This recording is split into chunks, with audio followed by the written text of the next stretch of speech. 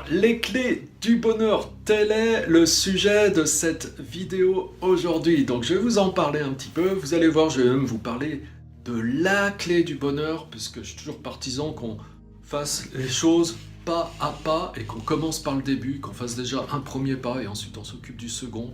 Alors, bien entendu, quand il s'agit du sujet du bonheur, on peut parler de plein de choses. Et il y a tout un travail à faire là-dessus, mais il y a déjà une toute première chose qu'il est vraiment importante à engager pour pouvoir accéder à plus de bonheur dans sa vie.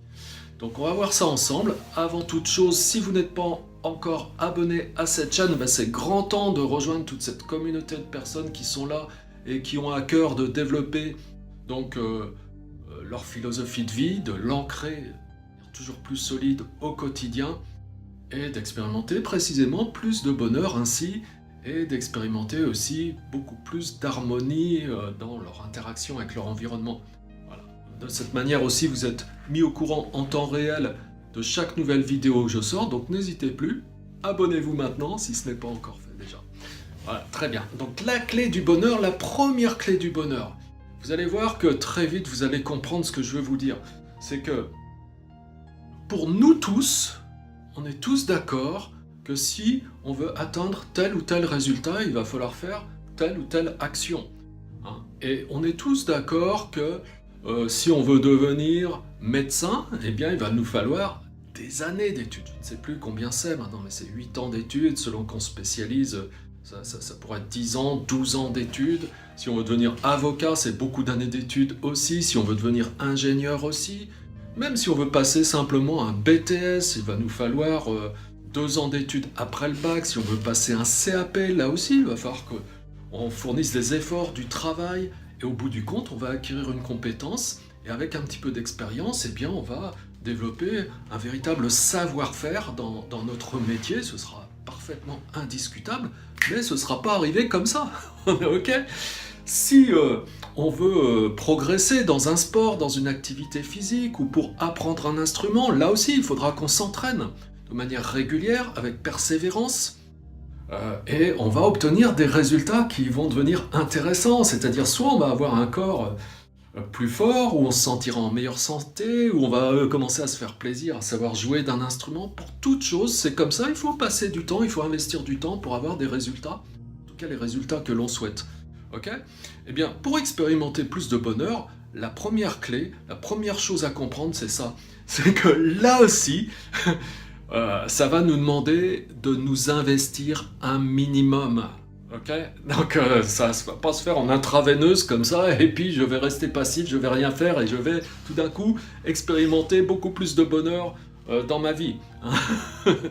Donc là aussi, il va y avoir des choses à faire. Alors la bonne nouvelle, c'est quoi ? C'est que beaucoup d'études montrent que la voie vraiment royale pour expérimenter plus de bonheur au quotidien de manière stable, donc, eh bien, c'est la voie de la méditation. D'ailleurs, un petit clin d'œil à Grégory, qui est un ami très proche, qui a une chaîne YouTube sur la gestion du temps. Je vous mets un lien en bas d'ailleurs. Et je vous mets un lien vers sa chaîne, vous pouvez vous abonner, vous verrez, il y a plein de choses intéressantes. Et dans une de ses dernières vidéos, il parle de toutes les études qui sont relatives à la pratique de la méditation et de ce que ça peut apporter en termes de bonheur. Voilà, donc oui, il va falloir passer un petit peu de temps. Alors l'excellente nouvelle concernant la méditation, c'est que vous n'aurez pas forcément besoin de passer des années et des années pour que tout change. Si vous vous entraînez de manière sérieuse, plusieurs mois, on va dire une petite année, un an et demi, de manière régulière, que vous intégrez ça dans votre vie, eh bien, vous allez accéder à plus de bonheur de manière automatique. Pourquoi ? Parce que la méditation, c'est se familiariser avec notre fonctionnement intérieur, avec qui nous sommes vraiment, c'est se relier à son essence, c'est se relier à sa nature, à son essence. Quand je dis à son essence, à sa nature, c'est se relier à qui nous sommes vraiment. Autrement dit, c'est quelque chose de fondamentalement naturel. Simplement, on s'est complètement écarté de tout ça.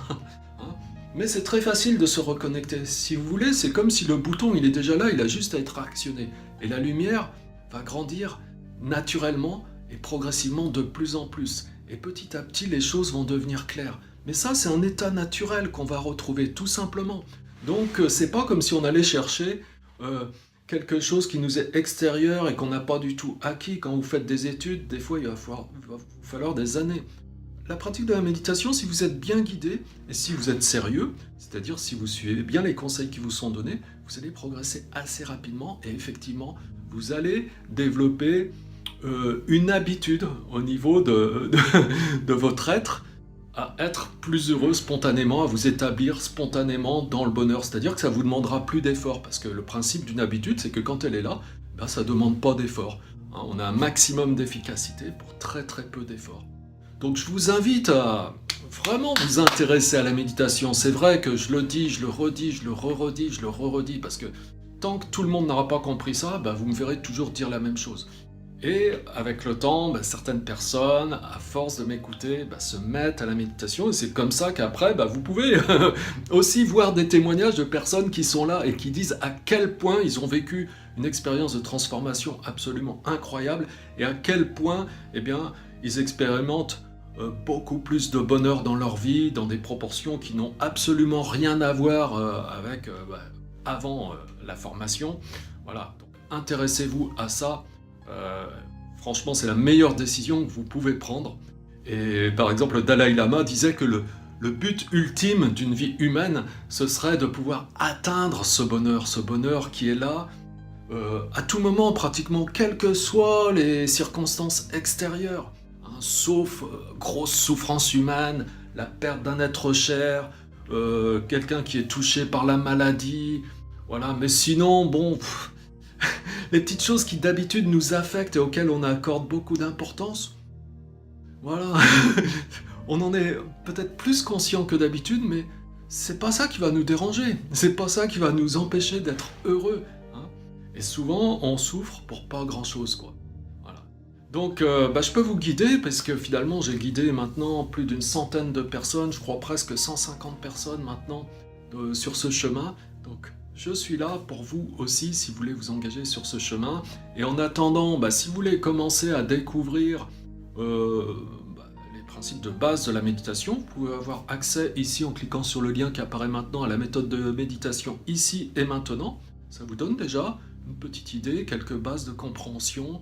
Donc vous avez accès à des choses intéressantes. Et si vous voulez aller plus loin, je suis là pour vous. Je vous dis à bientôt mes amis pour une prochaine vidéo.